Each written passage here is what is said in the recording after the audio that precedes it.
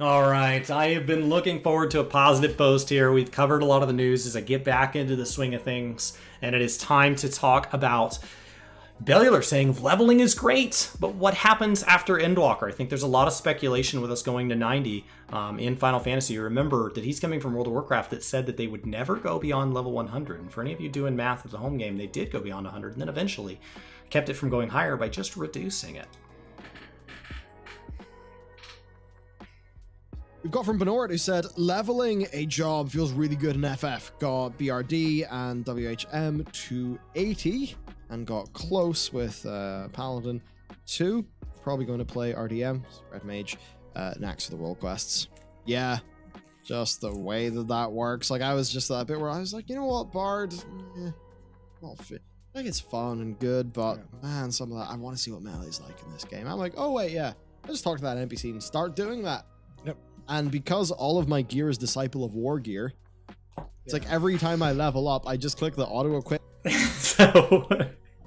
So these videos get published to large audiences, and so as a result, and then they stay that way. YouTube videos don't ever really get deleted, and so you never know when somebody's going to be watching a video. And so when I watch these, a lot of times I see new players that are excited about the game, which is wonderful. It's absolutely awesome how much Bellular and his team have been enjoying covering the game, and those that have been playing have been enjoying seeing the ones who have never played get in and try that for the first time, and that's awesome. But then I see them commenting on something and they're like, oh my gosh, one of my favorite things is, and then they insert this thing that, like, those of us that have been around a long time know, okay, it changes. It changes. So with gearing, when you change jobs, you do get to change jobs among a role. And so all of your tanking gear can be used across all your tanks, all of your healing gear can be used across all your healers, all of your caster gear among your casters, all of your physical ranged across your physical ranged. Melee does whatever it wants, because ignore melee. But that is different. Thank you so much, Farmagill and Neon, for supporting this stream as I film this live. And so the difference is it works a little bit differently when you talk about a Realm Reborn content. So what he references here is Disciple of War, and so the casters and the physical have been separated into Disciple of War and Disciple of Magic.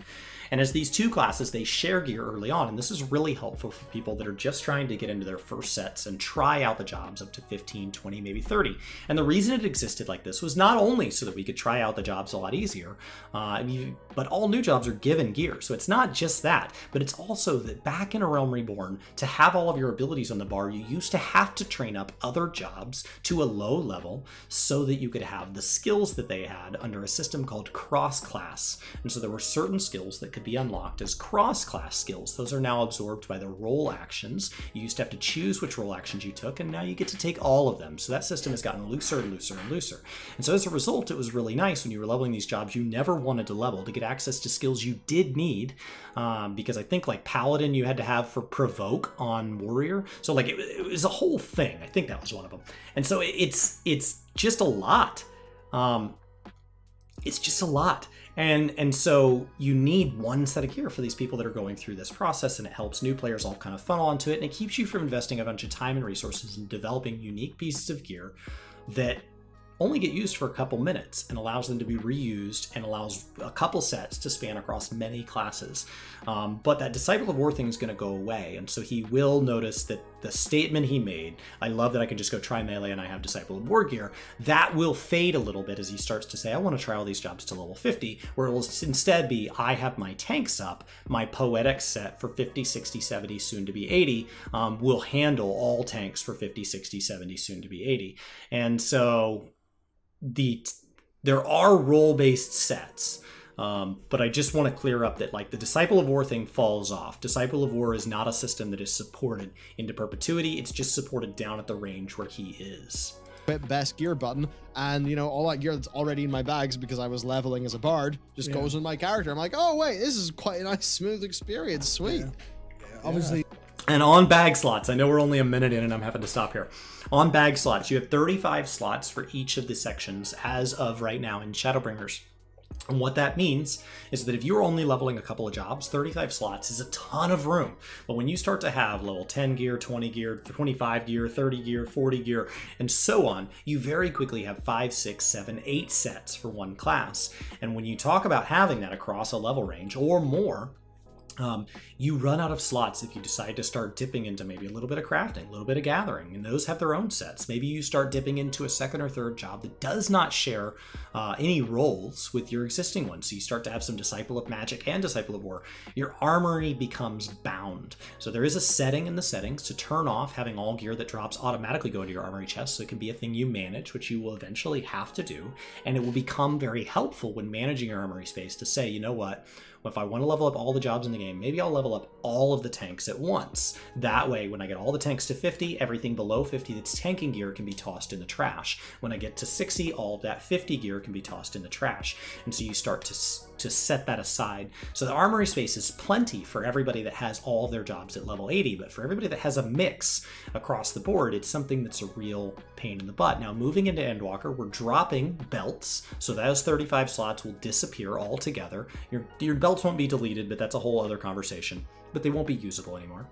And we're going to take those 35 slots, we're going to give 15 additional to primary weapons, because what you will notice is that primary weapons are not shared, and it is not uncommon to have two primary weapons for a job, the best in slot and the relic. With crafting, we have relics called Sky Steel tools. Those are kind of like your tools of the trade that you get in World of Warcraft. And then with your relics for your battle class, those are kind of like ongoing legendaries that you upgrade across the course of an expansion. But there are times that those are not the best in slot. And so you may want to be doing content tied to those relics, which progresses them. You may also want to have the best in slot for that class for when you're taking it into the hardest content, trying to craft things like Resplendent gear, or trying to take on the hardest fights in the game through systems like Extreme, Savage, and Ultimate.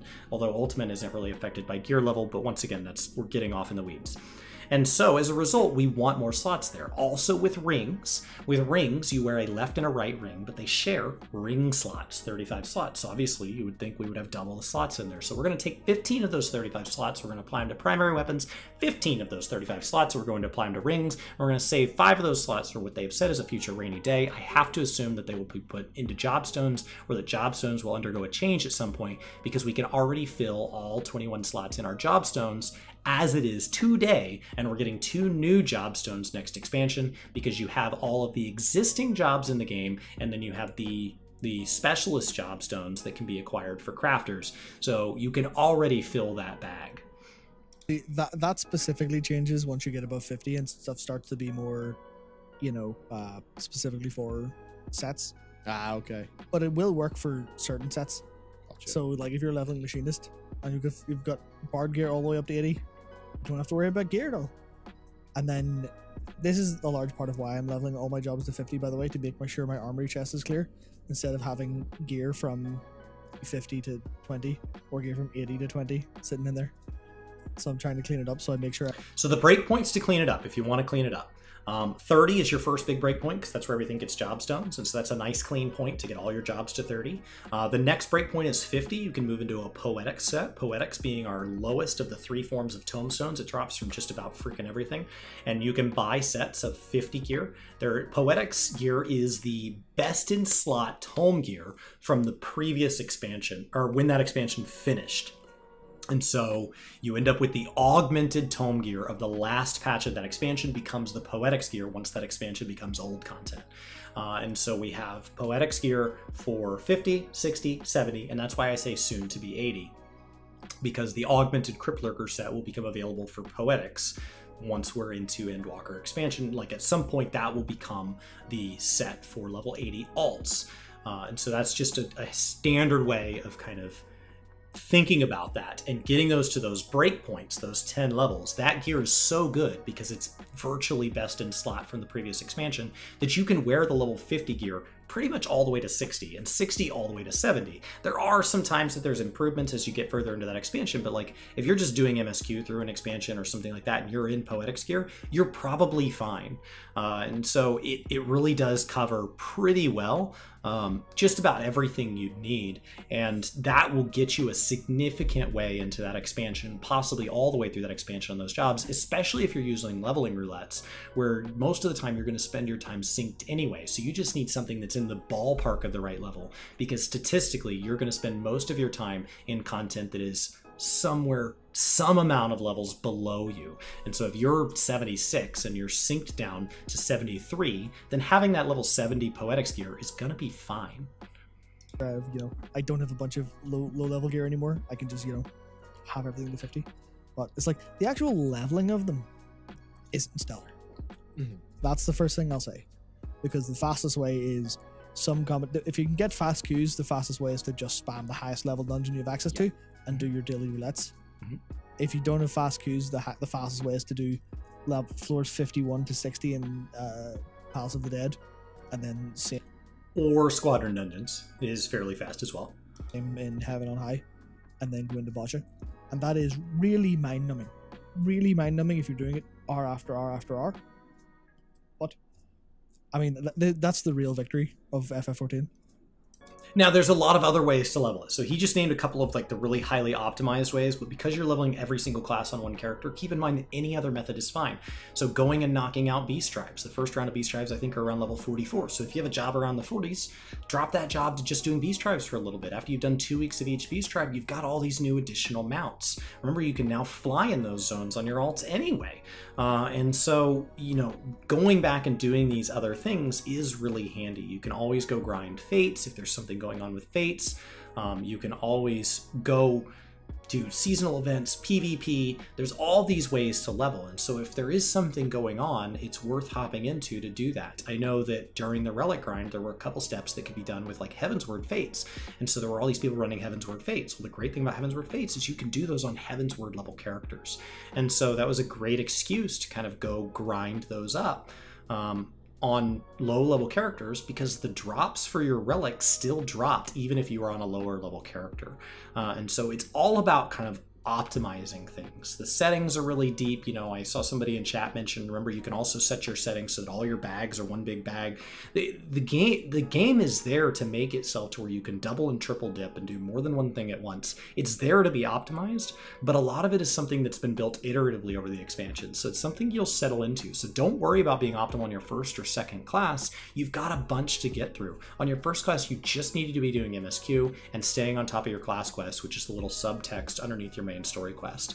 That's it. You just need to do those 2 things. Could you do the plus signs? Yeah, you could. Those would be great. But the plus signs are there to unlock other content. So if you're not going to run that other content, you could always go back and do the plus signs on an alt.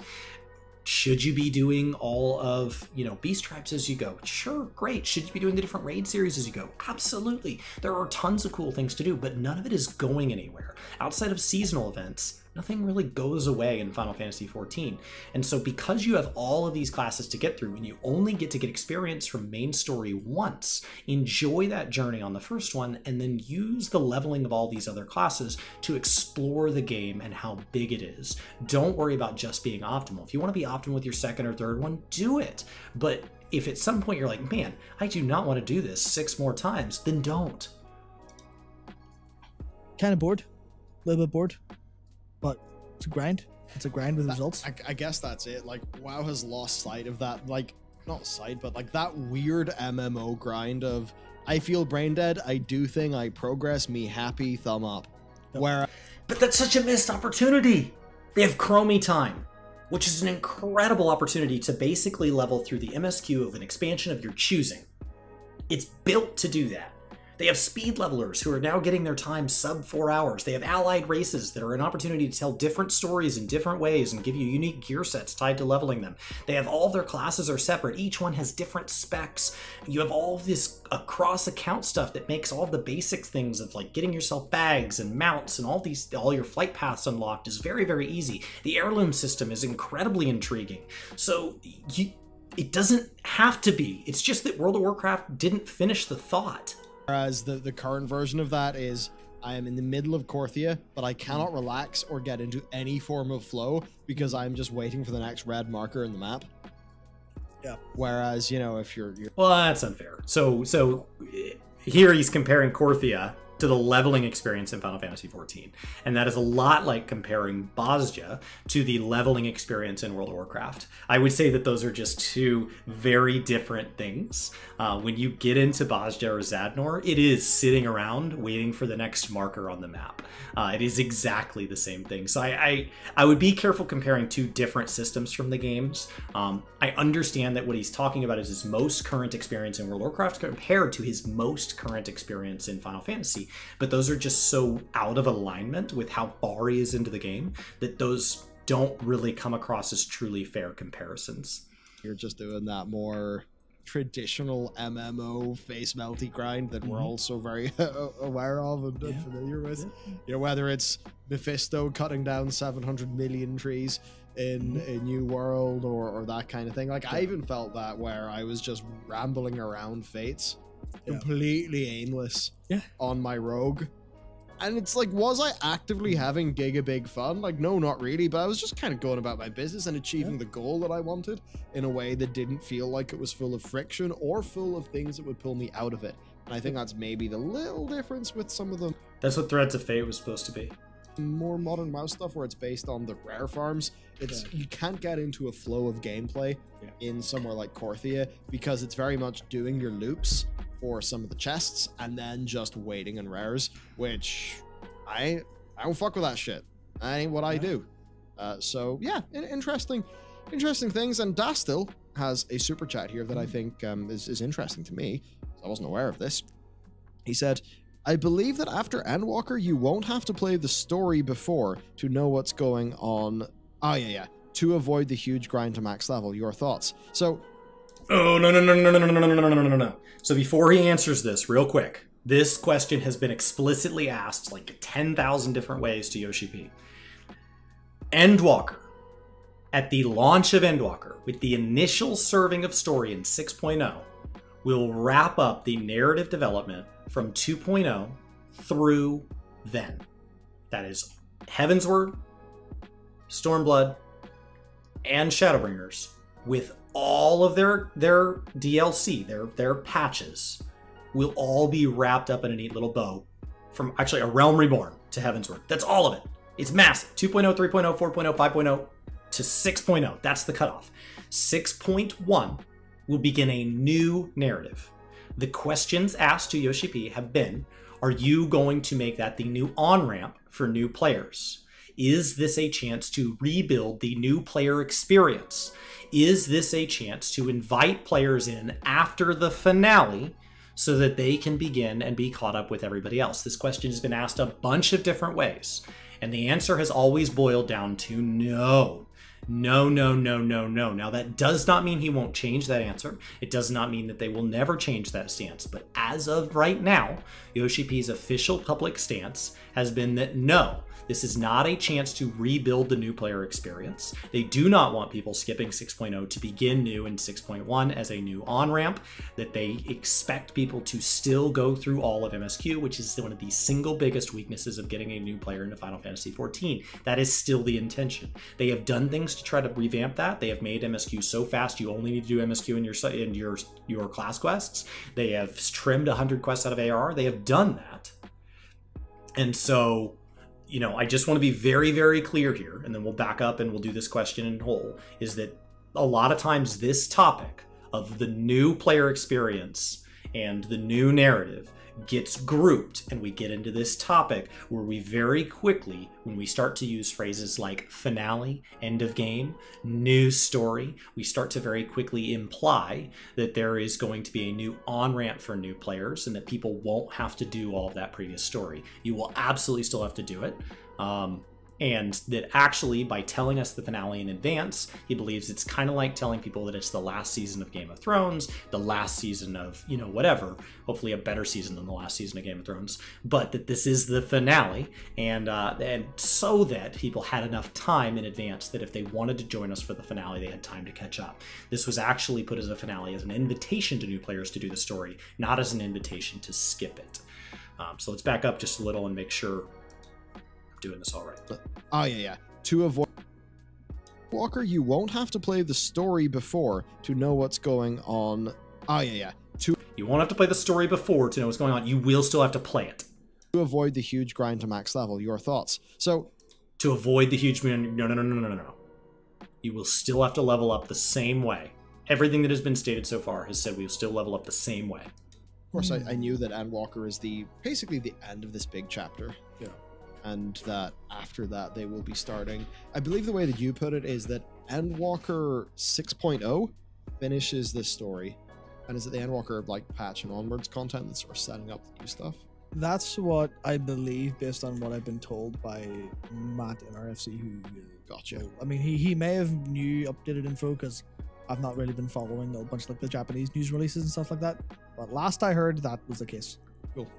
Yeah, so... Now, with 6.1, we're going to begin a new story.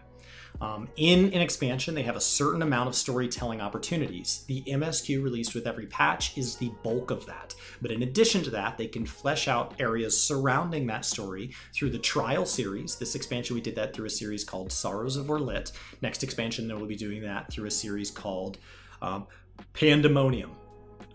We also have a raid series, this expansion that was called Eden, and that will now be called... Is that Pandemonium? Or is that, and then we have Myths of the Realm, and then we have an Alliance raid series. This time was Yorha, and we'll be moving into a new one there. I may have some of those names mixed up, but we will be getting an Alliance raid series, a raid series, and a Trial series that are all going to be Final Fantasy XIV original content. So the raid series will be Pandemonium. I think the Alliance raid series is Myths of the 12, and then I don't remember what the Trial series is called. And so that gives them more of an opportunity as opposed to this expansion. Eden was kind of a self-isolated story that tied back a little bit. Sorrows of Warlit did tie in a fair bit, but Yorha was totally new. Yorha was totally new. It was totally separate. It was a crossover event with Nier.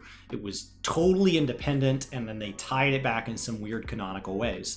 And so we know the Alliance raid and the Trial, or the Alliance raid and the raid, but we don't know the Trial name. And that's it. So with 6.1, we are getting all of that bandwidth given to us, put in with Beast Tribes, put in, you know, with role quests, all these areas. That is their opportunity to establish a new story through 6.1, through what we would assume will be 6.2, 3, 4, and 5. 6.55 will be a second half to that, and then 7.0 would be a brand new expansion. That is the typical timeline as we assume it, the difference here being that the story starts with 6.1. This is not going to be a chance for new players to begin leveling from 6.1 on. Even if a new player buys a boost, they're going to be boosting to the beginning of Shadowbringers and then have to push their way through all of Shadowbringers and 6.0, both of which were written to be enjoyed by people who both know the story and people who don't, but ultimately they are not revamping the leveling experience. So I just want to be really careful with people maybe getting their hopes up for something that has not only not been communicated, but has actively been communicated against so far. Interesting. Now, what Dastel also said is something there to avoid a huge grind to max level.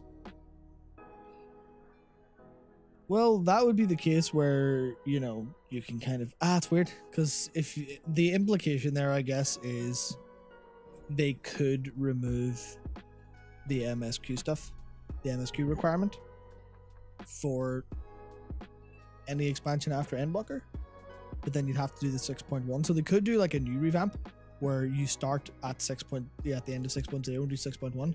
But I feel like that would might not be their plan. So the problem with that being the plan is that narratively that might be possible. We don't know yet. But if narratively that is possible, it does not get past the opportunities where the MSQ tells you to do Hall of the Novice. It does not get to the point where you know what various terminology that you may still be expected to know is. What is an Ascian? What is a Garlean?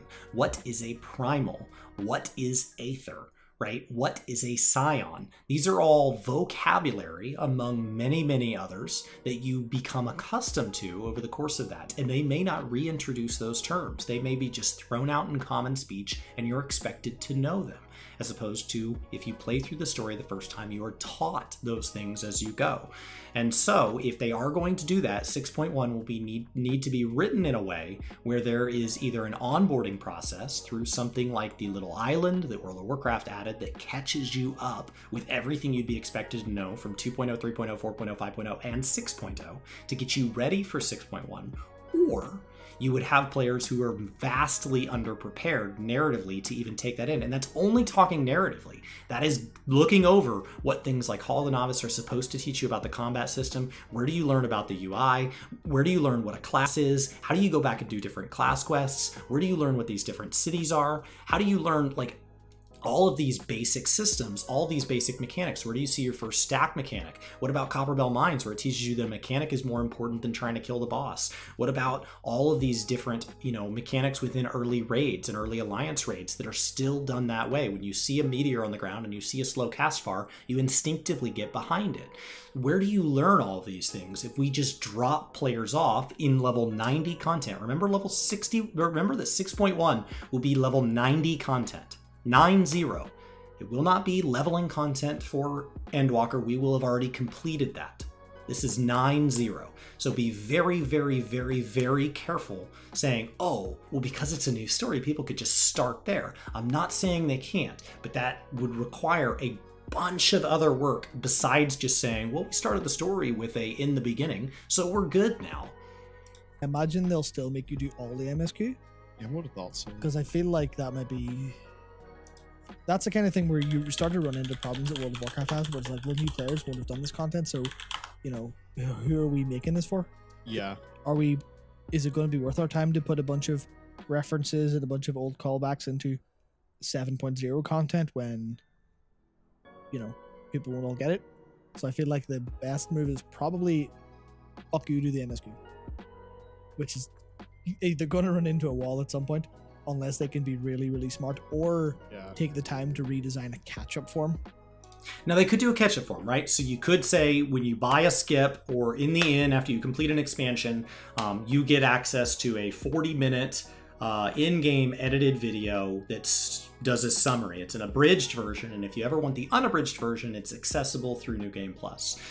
It would probably take a 30-minute to an hour-long video for each expansion. So you would have to start by releasing it for Realm Reborn, and then do another one for Heavensward, and that would cover your free trial players, and then you could see how the feedback around that went and decide if you want to continue supporting that process. Looking at the support the community has for lore channels, I will tell you that if that comes to be, that is an enormous amount of investment. Looking at what they've had to invest in lore books and the fact that various experts in the community, like Anonymous, have found mistakes in those books, like, it would require a ton of being very, very careful about not summarizing something in a way that maybe gives the wrong implication. So it would require a huge amount of work by a team that does not exist, not because there aren't experts on the team, but because those experts already have jobs.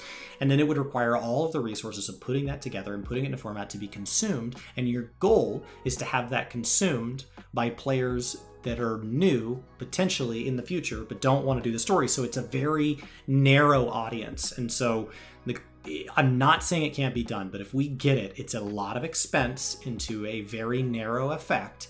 When you look at the total number of hours you spend in a game, thousands of hours, and you look at the fact that story as a playthrough is hundreds of hours, and you now talk about summing that up so that we can skip the hundreds of hours to get that to single-digit hours, you're talking about paying a lot of money to dwindle something down.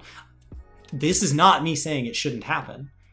Brian and I have been saying for years that the story will eventually get to a point where it just bogs them down, that you go to get a new player and you're like, hey, what do I have to do? It's really super easy. So you just log in and you play for 5,000 hours and then you'll be allowed to join us.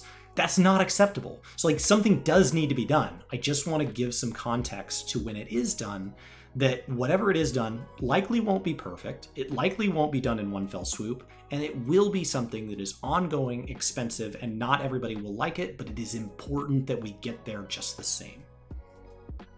Where you do up to 6.0 in, I don't know, half the time because they've cut a whole bunch of stuff out or sped it up in some capacity. I don't know.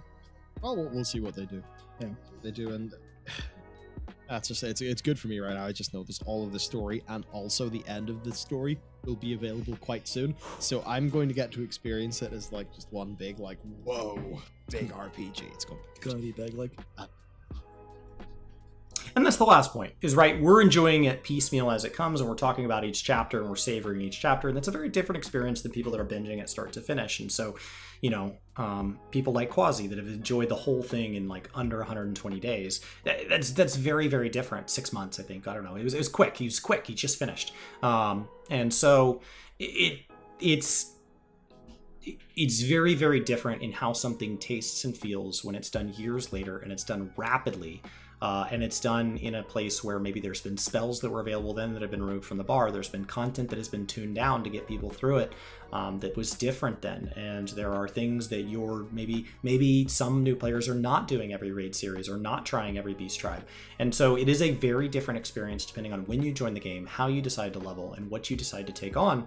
And so when they try to talk about a new player experience as if it's this one universal thing, that's really hard, because already if you just tried to say, okay, well, let's look at what the new player experience is and look at what the problems are, there's not one new player experience. There's thousands of unique new player experiences, and each one of those has pros and cons and things they wish were better. And then if they were better, okay, we found 2 new players that had the exact same new player experience, and they have 2 different sets of complaints. And they had 2 different sets of, oh, definitely don't skip this. And so it's not as simple as, well, we'll just start all players in 6.1. I think that's a really nice phrase to say, and it is something that if, depending on how they design 6.0, 6.1, 6.2, 6.3, and so on, it is possible that they design that with the future in mind, and I hope that they at least kind of backdoor plan that. WoW calls that a ripcord that never exists. I hope that they plan that in the same way that they planned Ishgard Restoration launch, where they could kind of flip a switch later on. It would be a massive switch to build, and it would be a huge amount of expense to get there. But I do hope they are saying, okay, while 6.1 is new content when it gets here the next January, is it new content when we talk about 2023, 2025? And so, you know, I think the trust system is about to see its first real big boost in value. In my opinion, the trust system, what I was most excited about when the trust system launched with Shadowbringers was not anything that would happen to the trust system during Shadowbringers, but what it would represent after the rest of us consider Shadowbringers old content. It's so cool to know that a DPS leveling through Shadowbringers for the first time when we're all off in Endwalker prancing around on the moon, that they're going into a dungeon and they're getting an instant queue for NPCs that are going to tell them story while walking them through at their pace. That's incredible. And so I do hope that 6.1, while it may not be designed as a jumping off point during 6.1, is something where they've kind of backdoor planned that in so that when we're in 7.1 or 8.1, they're saying, hey guys, I know this is crazy, out of nowhere, 6.1's our new on-ramp, and they're not planning it in a way where it's like, how did they do that? Like, the Unreal fights have been something, and the ARR changes, and the stat squish, and the inventory changes with all this have been these huge undertakings to go back and fix something because it was not built to be updated. And so I hope they're designing new fights so that they know when they go back to make those fights Unreals after those fights are considered old, that I hope we are seeing features that are being designed in a way that are more sustainable long term. And that's something that we won't know until it happens. We won't know until we are in 7.3 or whatever, and they say, hey, great news. If a new player wants to start in 6.1, they get to watch a 40-minute cutscene that kind of loosely gives them the terminology they need. They can always go back and replay it through New Game Plus, and they will start in 6.1. What a cool idea. But I don't think that will, and I don't think it should be something that launches with the launch of 6.1, nor do I think it should be something that actively promotes people saying, cool, I don't even want to play Endwalker, which is likely to be one of the most incredible expansions we ever experienced because of what it represents to a game this large. And to skip Shadowbringers, which has been one of the best MMO expansions I've ever had, I don't think encouraging that now for a on-ramp that might exist at a patch that's in the future for a time that's even further in the future, I don't think that that's a healthy practice. And I think that Yoshi has been very, very clear about that, but I do continue to see these thoughts prop up. And while they are interesting for what they mean in the long-term view of things, I would say that for now, expect the new player experience to continue to struggle from the same weaknesses because they're not yet ready to get rid of all of the strengths that come with the new player experience as it exists today, and what that means to the game, both during and after its finale, possibly just kinda.